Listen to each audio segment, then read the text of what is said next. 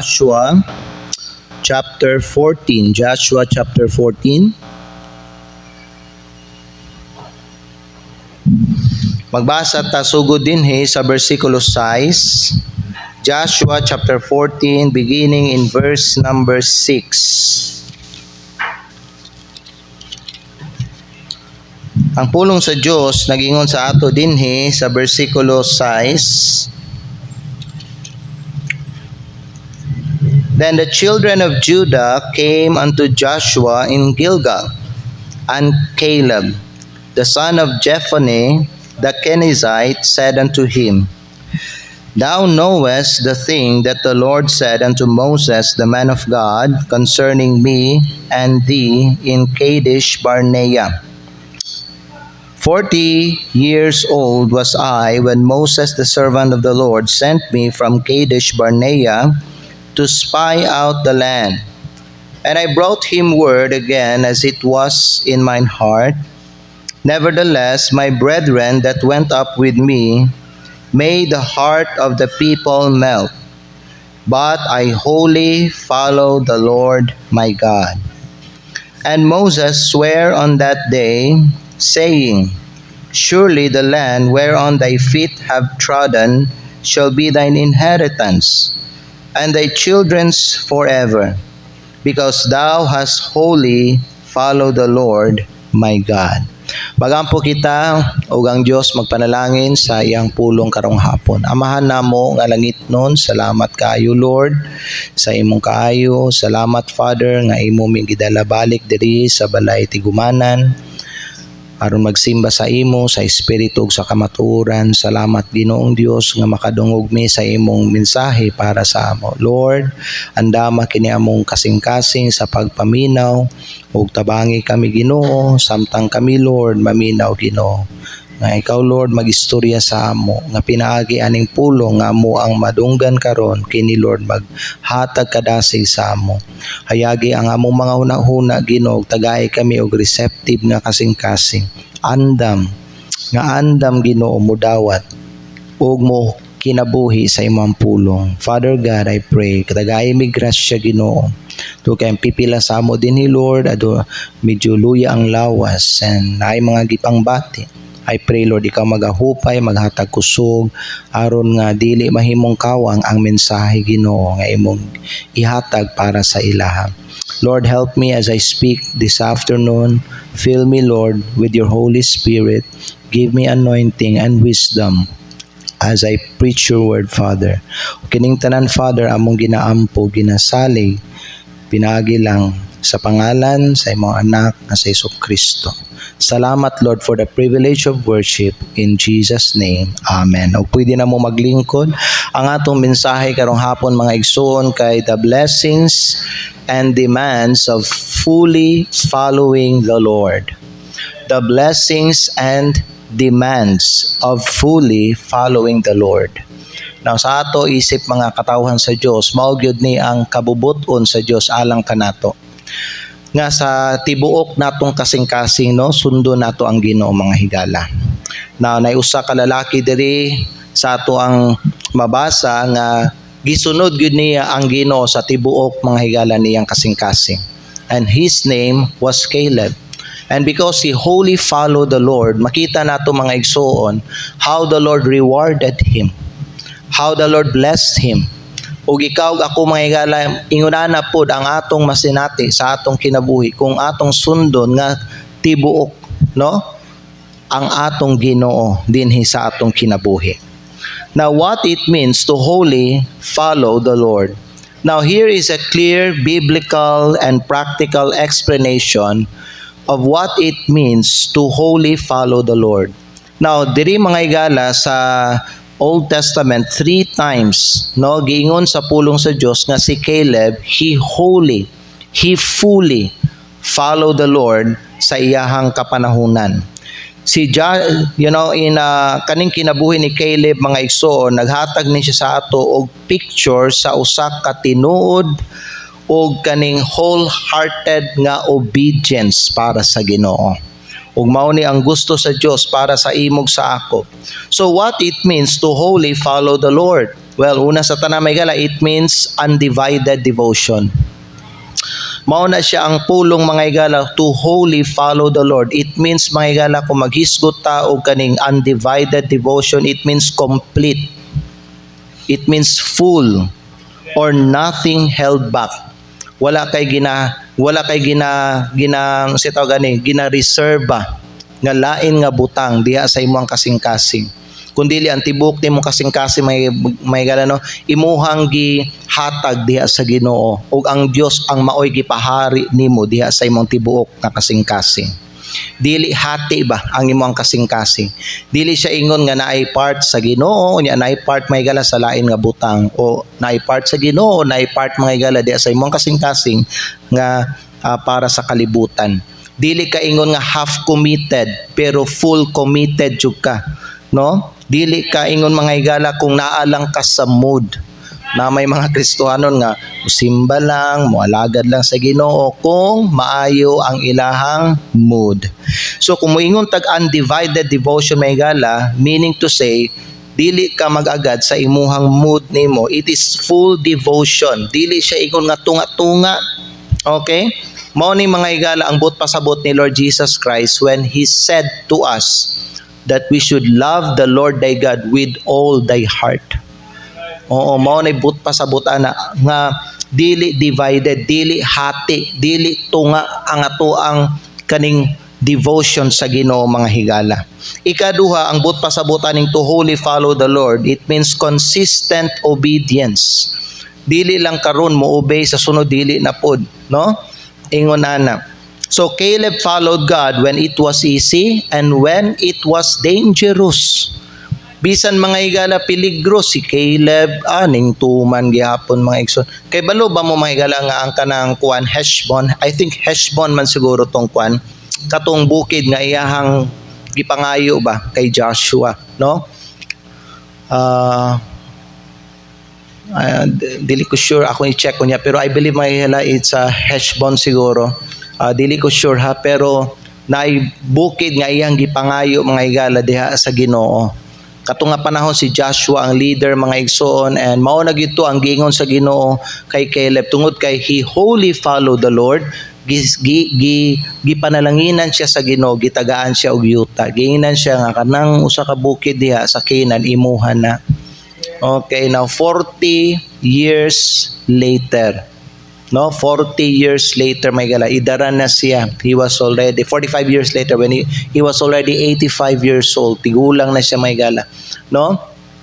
Ingduol siya kay Joshua, unya iyang gi-remind si Joshua mahitungod sa gi-promise sa Ginoo sa iyaha. So bisag tigulang na siya mga igsoon, naagihapon siya kaning determinasyon nga iyahang kaning angkunon ang katong yuta kay gihatag man gito sa Ginoo sa iyaha. Oh, di ba? Bisag tigulang na siya, di ba? No, niya grabe ba nakakuan mga igsoon, peligro. Kay nga naman, luya na yan lawas, tiguwang na god, unya, ang mga nagpuyo dito may gala sa bukid nga iyang gipangayo sa Ginoo kay mga higante.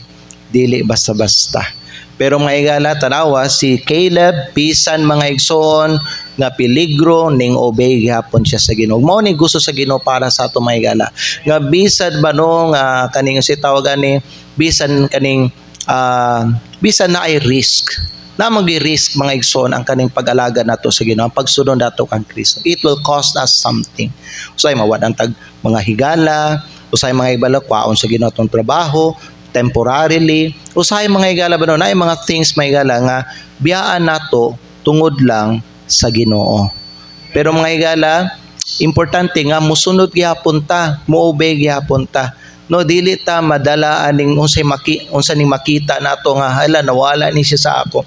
Kabi niyo may higala ba no, pag naay kwaon sa to ug naay mawala sa to, naagyo na ipuli. Amen. Ug kasagaran ang ipuli mas nindot siya. Ang ipuli ang the best. Amen. Mao gyud na kasagaran mga higala. Sumo na sa atong kinabuhi, di gyud ta magduha-duha og obey. Di lang ta mutuman magala kung sayon. Amen. Pero mutuman gyapon ta bisan mga higala na ay risk, bisan lisod mga igsoon. You know what, si Caleb, he obeyed even when others doubted. even when others feared, and ang uban nagreklamo sila. Si Caleb mga igsoon ning tuman gyapon siya. Amen.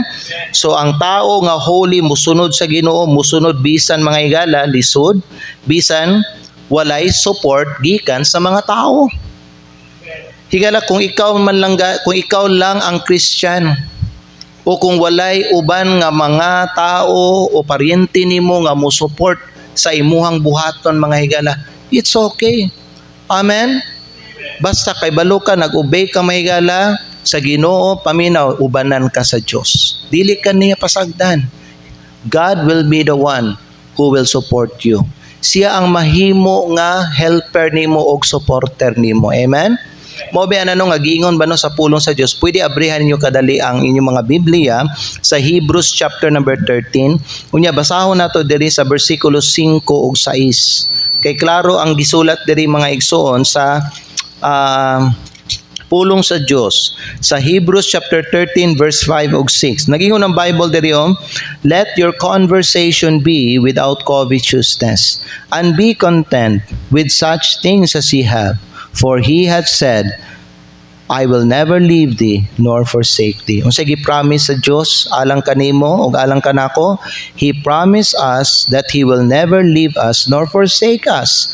Tungod ani nga saad gingon sa Bible verse 6, so that we may boldly say, the Lord is my helper. Amen. Ang Ginoo ang mao'y mutabang nako, and I will not fear what man shall do unto me. Usay pag makita nato nga walay laing tao mo support nato, mahadlok na ta. Usay di na ta mo padayon, dili ba? Pero mga higala, basta ka nang imong buhaton kay pleasing sa Ginoo, basta ikaw kay balo ka, nagsunod ka mga higala sa iyang pulong, igsoon ayaw ka hadlok. Amen? Kung dili ka suportahan o tabangan sa mga tao, na may Dios sa langit nga mutabang nimo. He is your helper and your supporter. Amen? So ayaw ninyo ibutang inyong full trust sa mga tao kay di jud ka makasalig mga higala kung sa tao nimo ibutang imong pagsalig nimo. Dili ba no? Ma-disappointed lang ka, usay masakitan lang ka. Mo na may higala giingon gid sa pulong sa Dios, tinunglo ang tao nga mosalig sa tao. That's in the Bible, in Jeremiah chapter number 17. That's why ayaw ibutang imong pagsalig sa inyo. Always keep your eyes on heaven. Na dito ang Dios mga higala. Amen? Ibutang imuhang pagsalig sa Ginoo and be obedient always, even when it is difficult or kung sayon man siya. Either way, sayon man o lisod, risky man o dili, delikado man or safe, pag-obey yapon sa Ginoo. Amen ba? Amen. Ikatulo, unsay but pasabutan ni? Okay, ang verse ako ang point number 2 is John 14:15 where Jesus said, if you love me, keep my commandments. Amen? So ang pag-obey nato sa Ginoo dili lang may gala kung sayon. Bisan mga gala delikado o lisod, obey gihapon ta. Amen? Mao na ibut pasabot to wholly follow the Lord. Ikatulo, unsa pa ibut pasabot aning wholly follow the Lord or fully following the Lord? Ikatulo may gala is courageous faith. Kanang isog nga pagtuo. Abi niyo may gala kung himsog na imong pagtuo nimo no, dili ka mahimong talawan. Isog ka. Andam ka mo atubang bisag unsay mga pagsulay o hagit nga moabot sa imuha. Ngano man may gala himsog man imong pagtuo nimo. Klaro man jud kay ang Ginoo sa imong mata nimo. Amen. Dako jud kay siya sa imuhang pananaw mga higala. You see may gala pag himsog ang ato ang pagtuo nato, mas makita nato ang Dios nga mas dako kaysa sa ato mga problema. And you know what? Giingon mga higala sa Bible mga higala nga si Caleb, no? Mingsunod gid siya. Fully sa Ginoo. Mo na katong ning spy sila dito sa Canaan, 12 to sila gipadala ni Moses. Unsay ang katong mga kauban niya nga spies mga higala, unsay ilang nakita? Ang ilang nakita ang mga higante dito sa lugar sa lugar, ang mga pader nga hastang lapara, dako habog kayo, baga kayo, di gud basta-basta matumpag, mao na ilang nakita ngano man kay wa sila pagsaling sa Dios. Pero si Caleb ug si Joshua, when they went there mga higala, dili ang mga higante ang ilang nakita, dili ang unsa ka dako ug unsa ka habog, unsa ka baga ang mga pader nga ilang nakita. Ang ilang nakita mga higala ba no, ang kaning kuan, ang Dios nga dako kayo. Kaya nasabtan niya kung kita gipadala sa Dios dili, unya kini gipakita sa Dios sa ato ani. Kung kani gipakita sa Dios sa ato, unsay but pasabutan na? But pasabutan na kung gipakita ni sa Dios sa ato ang kani mga nani nga problema, but pasabot mas dako ang Dios ani nila. Nganong ibutang man ta sa usa ka sitwasyon sa Ginoo nga kay balo siya mas dako ni sila kaysa sa iyaha. Igsoon pag ibutang ta sa usa ka sitwasyon nga kung tanawon nato dakuan ning problemaha, oy but pasabot ana mas dako ang imong Ginoo kay siya ang nagbutang sa imo diha. Importante na adyo kay isog nga pagtuo. Ang katong mga 10 spies sa ilang gisulti, we cannot go there. We cannot conquer the land. Pero si Joshua ug si Caleb unsa ilang gisulti may gala dito sa Numbers, when you read in Numbers chapter number 14 or number 13, ang ilang gisulti, no, we are well able to conquer that land. Amen? Kay ang Diyos makigbatok nato. So holy following means you trust God more than your obstacles. You trust God more than your giants and your fear. Mao na mga igala nga mo na kita sa atong kinabuhi po importante gid may galabano nga always nato ning pagaligunon ang atong pagtuo nato, because that what it means to wholly following God. Karang dili ka mupuyo sa kahadlok, bisag naay kahadlok pero dili ka magpuyo diha. Dili ka mupuyo mga higala sa lain nga mga butang kundi mupuyo ka sa imuhang pagsalig sa Ginoo. The Bible says, 2 Corinthians chapter 5 verse 7, we walk by faith. Amen? Magkinabuhi ta pinaagi sa pagtuo. So, bisag asa ta mga higala, bisag unsay sitwasyon, bisag unsay mga cases nga tubangon nato, dapat pinaagi gyud ni sa pagtuo atong pagkinabuhi. Kay kung pinaagi sa atong makita mga higala, diha ta matumba, diha ta maluya, diha ta mawadag kusog, diha ta ma-discourage, diha ta mapildi. Basta magsugod na tagtanaw mga higala, paminaw. Kung magsugod na ta maglakaw sa tuang pananaw ug dili na pinaagi sa pagtuo, diha na gyud ta mapildi sa atong kaaway. Sunod, ikaupat, unsa may but pasabutan ning to wholly follow the Lord. To wholly follow the Lord means single focus. Isa ra imong focus. Si Caleb, wa siya na-distract sa mga opinion sa tao. Wala siya na-distract sa mga personal ambition sa mga tao. Wala siya na-distract may gala sa pressure nga nagpalibot sa iya. Si Caleb may gala, usa lang yun ang iyang focus. Okay, balo ba mo kung kinsa lang iyang focus? Ang Ginoo. Mo ni usa ka example nga usa ka klase nga tao nga holy gyud nagsunod diha sa Dios may gala. Dili divided ang iyang loyalty, dili mga igsoon double-minded si Caleb. Apan mga igsoon ang iyang focus niya, sharp kayo iyang focus niya, kay ganuman iyang focus ang Ginoo lang gyud. Sa imong kinabuhi may galing, unani ba ka? Bisag kung naa ka diha sa imong trabaho, o naa ka diha sa inyong balay, o naa ka sa eskwelahan, o kung asa ka man mga igsoon, ang imong focus ang Dios gihapon. Amen? Yes. Yun na si Caleb may gala. Atong basahon kadali no di sa James chapter 1 in verse number 8. James chapter 1 in verse number 8, ug naigingon din ang pulong sa Dios sa ato. James chapter 1 in verse number 8. Nana mo diha? Santiago kapitulo 1 versikulo 8. The Bible says, a double-minded man is unstable in all his ways. So dili jud ka mga higala nga di jud ka mubarog. Basta ikaw mga higala, sige ka magduha-duha. Basta duha ang imong focus nimo, duha, tulo, upat ang imong focus nimo mga higala, di jud ka ma-stable. You will always be unstable in all your ways. Mo na kunay mga na kay mga situation, na kay mga kaso nga tubangon, nya usay mo basta mga yunana ba mo decision gid biya ka, dili ba? Usay lisod ang paghimo og decision may gala basta daghan ka ginatan-aw. Pero kung ang imong focus may gala ang Dios lang may galan, because ang Dios ang imong focus, diha ka ga-rely sa iyang pulong. Every decision you make, so kwaon nimo tanan dinhi naka-base na tanan sa Bible. Mo na may gala, every decision you make sa panahon na kay mga kaso, mga sitwasyon nga tubangon, tama gyud ang imuhang mapili o ang imong madesisyonan. Kay nga naman ang imong focus ang Dios lang. Amen. You always seek guidance and counsel from God. Because you believe Him, you trust Him.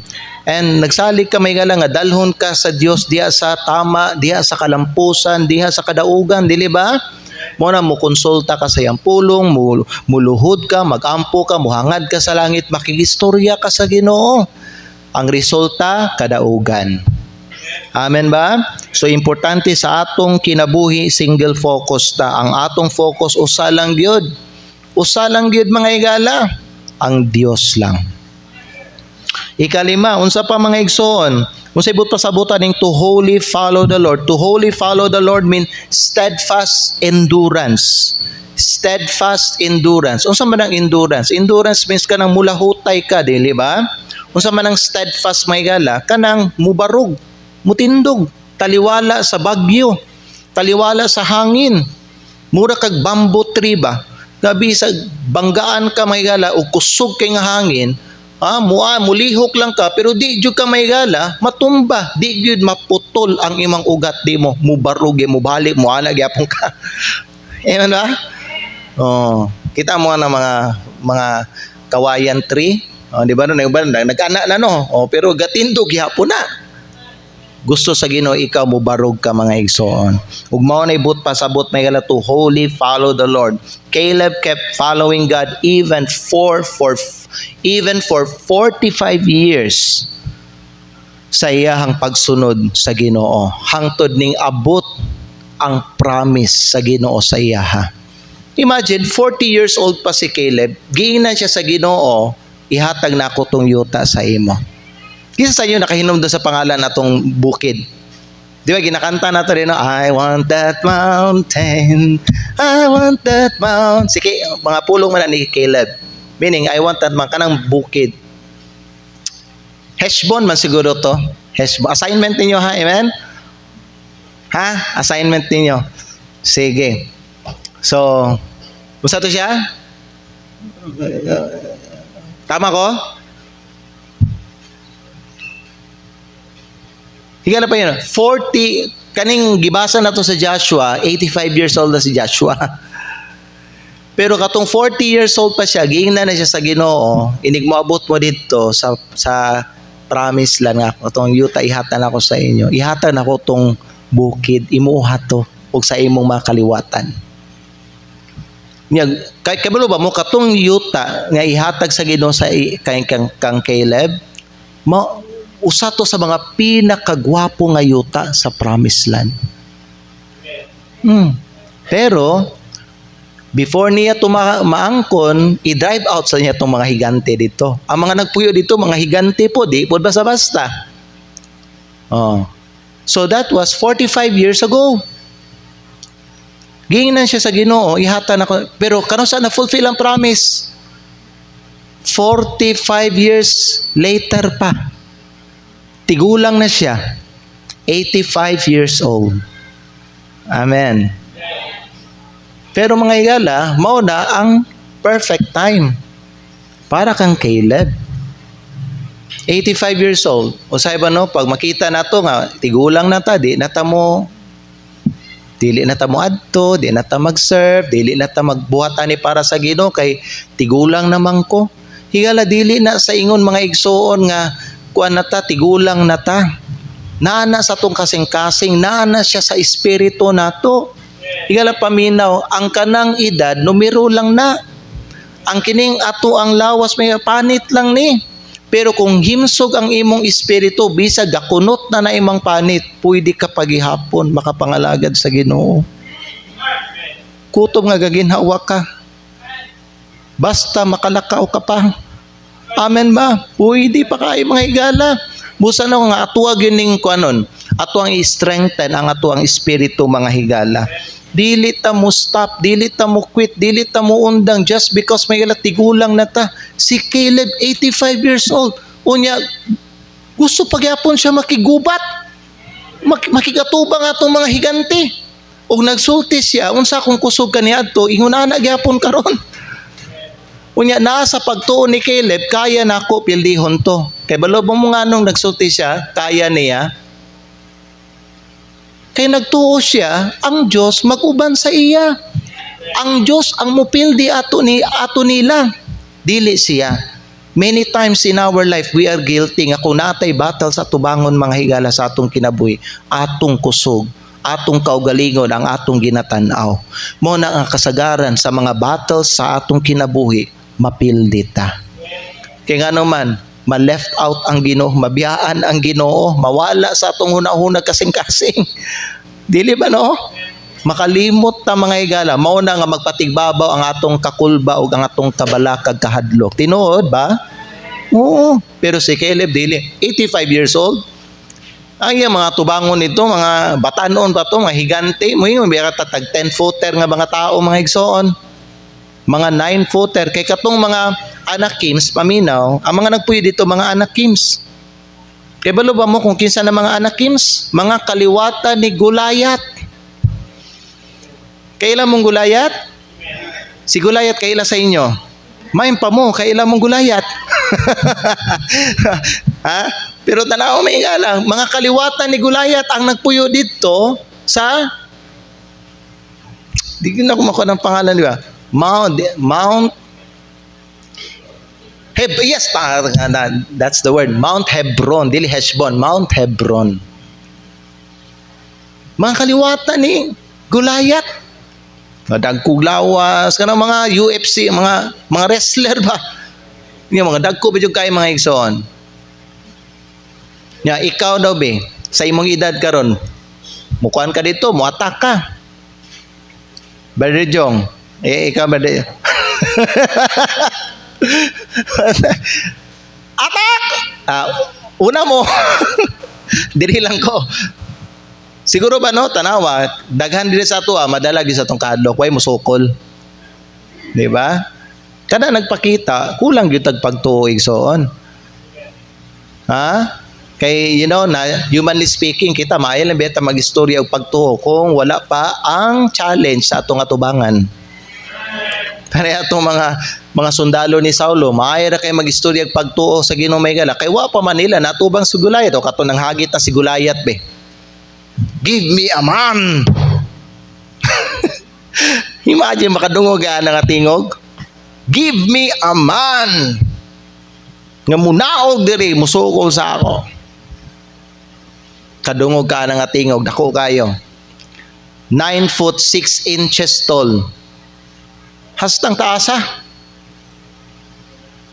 Ang rim sa basketball mga higala is 10 feet.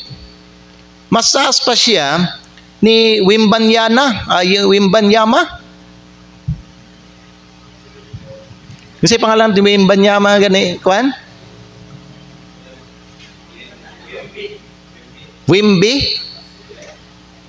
Si Wimby kay 7'6" lang man siguro to.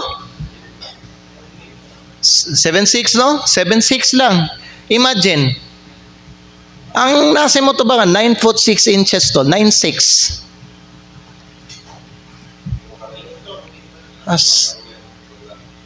Grabe ka. Unya mga kaliwatan to ni Gulayat. Buot pa sa buot, mas taas pa tong Gulayat.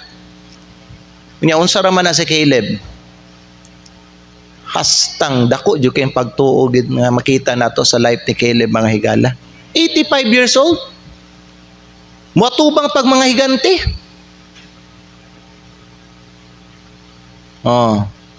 Unya kita. Unsa man ni mga katubang lang nato nga mga problema, financial problem. Di ba? Murag sa imong pananaw, dako na kayo, pero say dako, mas papilion ka. Financial problem o katong higante gyud. Nga musulti sa imuha nga akong ipakaon na ang imong lawas sa mga uwak. Inighuman na akong putol sa imong ulo. Hello. Siya kita mahadlok ta sa tingog ba no, sa tingog sa mga problema, sa tingog sa mga higante, sa ilang height, sa ilang stature, sa ilang countenance, mahadlok ta ngano man naka-focus ta may gala sa outward, wala ta naka-focus sa Ginoo. Lack of faith ang problem sa mga Kristohanon karon. Mao na mga higala, unsa sila matandog sila, matarog sila, ma-move sila. Pero unsay giingon sa pulong sa Dios, be steadfast, unmovable. Ang giingon sa Ginoo. Mo na nga sa atong kinabuhi may higala, importante gyud para mga higala maka-endure ta, makalahutay ta, mubarog ta, ang una gyud nga ato ang lig-unon sa atong kinabuhi ang kining atong pagtuo nato. Amen. So to wholly follow the Lord means to give God all your heart, to obey Him fully, trust Him boldly, focus on Him only, and walk with Him consistently. Amen? Maunay but pasabot sa to wholly follow the Lord.